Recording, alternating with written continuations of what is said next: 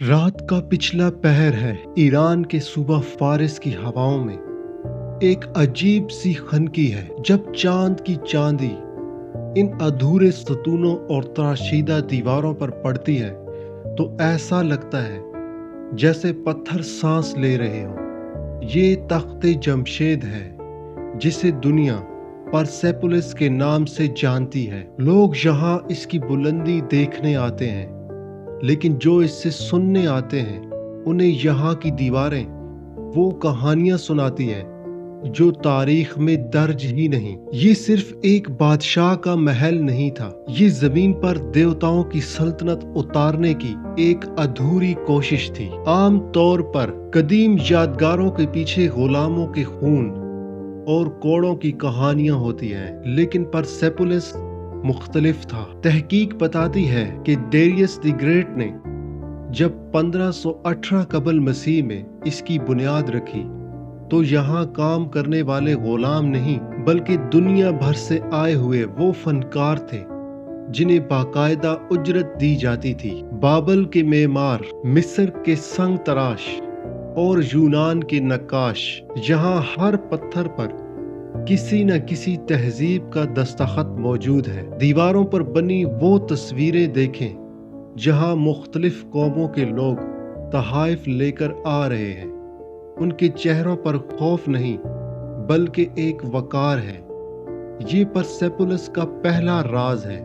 ये ताकत का नहीं, इत्तेहाद का मरकज था। सतह जमीन से ऊपर बने इस शहर के नीचे मीलों लंबी सुरंगें हैं जिन्हें कनात कहा जाता था। ये इस दौर का वो इंजीनियरिंग शाहकार है जो आज के माहिरीन को भी हैरान कर देता है। सहरा के बीचों बीच ठंडा पानी और निकासी का ऐसा निजाम कि बारिश का एक कतरा भी इमारत को नुकसान न पहुंचा सके। परसेपोलिस की असल रूह इसके आबदाना महल और 100 सतूनों वाले हाल में कैद है। माहिरीन आसार कदीमा का मानना है कि परसेपोलिस महज एक दारुल हुकूमत नहीं था बल्कि ये एक बहुत बड़ी रसदगाह थी। हर साल नौरोज पर जब सूरज तलू होता तो इसकी पहली किरण एक खास जाविये से महल के ऐन वस्त में पड़ती थी। दीवारों पर बने बेल और शेर की लड़ाई के नकूश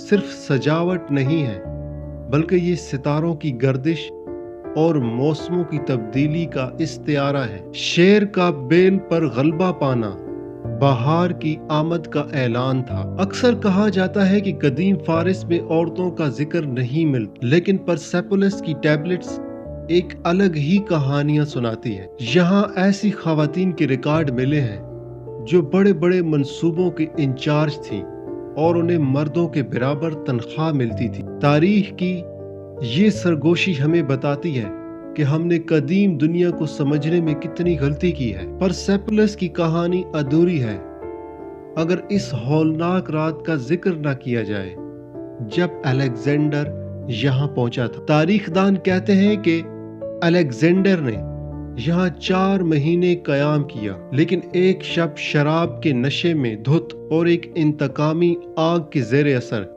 इसने इस शाहकार को आग लगा दी। क्यों? क्या ये सिर्फ इंतकाम था यूनान के शहर एथेंस को जलाने का, या फिर अलेक्जेंडर इस अजमत से खौफजदा था जिसे वो कभी अपना ही नहीं सकता था। आग इतनी शदीद थी कि महल की छतों में मौजूद सोना पिघल कर गलियों में बहने लगा। आज भी कुछ सतूनों पर वो कालक मौजूद है जो 2500 साल पुरानी इस हसद की गवाही देती है। सदियां गुजर गईं, परसेपोलिस रेत और मट्टी तले दब गया, इसे भुला दिया गया। यहाँ तक कि लोग इसे तख्ते जमशेद, ईरान के अफसानवी बादशाह का तख्त समझने लगे। लेकिन जब 1930 की दिहाई में इसकी खुदाई शुरू हुई तो जो कुछ बरामद हुआ इसने दुनिया को हिलाकर रख दिया।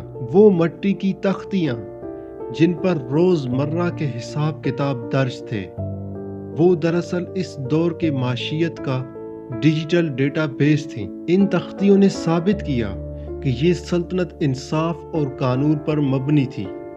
परसेपोलिस हमें सिखाता है कि इंसान कितना ही बुलंद इमारतें क्यों न बना ले, وقت کی گرد سب کو برابر کر دیتی ہے۔ جب ہم پرسیپولس کے کھنڈرات کو دیکھتے ہیں تو ہمیں صرف پتھر نظر آتے ہیں، لیکن ان پتھروں کے پیچھے ریاضی، جیومیٹری اور فزکس کا ایک ایسا جال بچھا ہے جو اس وقت کی دنیا کے لیے جادو سے کم نہ تھا۔ ڈیریس نے جب اس کی تعمیر شروع کی تو اس کا حکم واضح تھا: ایسا کچھ بناؤ جو ابد تک قائم رہے۔ پرسیپولس کسی ہموار زمین پر نہیں بنا، بلکہ اسے ایک ڈھلوان پہاڑی کے دامن میں بنایا گیا تھا۔ پہاڑ کی ناہمواری اور بارش کے پانی کا بہاؤ۔ معماروں نے 1,25,000 مربع میٹر کا ایک بہت بڑا مصنوعی پلیٹ فارم تیار کیا۔ انہوں نے پہاڑوں کو کاٹ کر اسے ہموار نہیں کیا، بلکہ دیو ہیکل پتھروں کو ایک دوسرے کے اوپر ایسے فٹ کیا کہ وہ ایک ٹھوس بنیاد بن گئے۔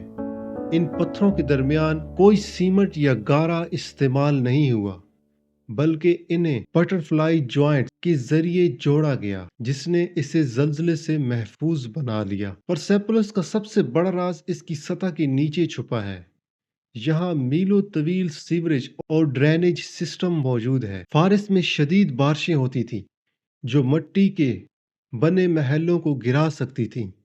قدیم معماروں نے محل کی تعمیر سے پہلے زمین کے اندر گہری نالیاں تراشیں جو چٹانوں کو کاٹ کر بنائی گئیں۔ حیرت انگیز حقیقت، یہ نظام اتنا درست تھا کہ آج 2500 سال بعد بھی جب ایران میں شدید بارش ہوتی ہے تو پرسیپولس کا نکاسی آب کا نظام مکمل طور پر کام کرتا ہے اور وہاں پانی جمع نہیں ہوتا۔ ایران زلزلوں کی زد میں رہنے والا علاقہ ہے۔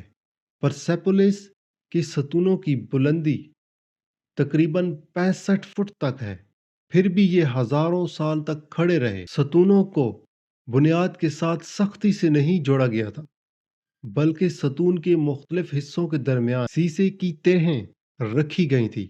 یہ سیسا زلزلے کے جھٹکوں کو جذب کر لیتا تھا، جس سے ستون گرنے کی بجائے ہلکے سے لرز کر واپس اپنی جگہ آ جاتے۔ ابدانہ محل کی چھت لکڑی کے بھاری شہتیروں سے بنی تھی، جس کا وزن سنبھالنے کے لیے 72 ستون بنائے گئے تھے۔ ہر ستون کے اوپر دوہرے بیل کی شکل کے بھاری پتھر رکھے گئے تھے جو شہتیروں کو سہارا دیتے تھے۔ ان ستونوں کی تراش خراش میں گولڈن ریشو کا استعمال ملتا ہے، جو ثابت کرتا ہے کہ قدیم ایرانیوں کو ریاضی کے ان اصول کا علم یونانیوں سے بھی پہلے تھا۔ کئی ٹن وزنی پتھروں کو میلوں دور پہاڑوں سے لانا اور پھر انہیں 60 فٹ کی بلندی پر چڑھانا ایک معجزہ تھا۔ انہوں نے لکڑی کے بڑے بڑے پہیوں، لیورز اور پلیز کا ایک پیچیدہ نظام بنایا۔ پتھروں پر کی گئی نقش و نگاری اتنی باریک ہے کہ آج کے لیزر کٹر کے بغیر اسے کرنا ناممکن لگتا ہے۔ بادشاہ کے لباس کی شکلیں اور داڑھی کے بال تک پتھر میں ایسے تراشے گئے جیسے وہ ریشم پر کڑھائی ہو۔ پرسیپولس محض ایک شاہی محل نہیں تھا، یہ انسانی عقل کی معراج تھی۔ یہ اس دور کی سلیکون ویلی تھی جہاں دنیا بھر کا بہترین دماغ جمع تھا۔ الیگزینڈر کی آگ نے لکڑی اور کیڑے تو جلا دیے، لیکن وہ ان پتھروں میں چھپے اس علم کو نہ مٹا سکا جو آج بھی پھکار پھکار کر کہہ رہا ہے کہ عظمت صرف فتح میں نہیں بلکہ تخلیق میں ہے۔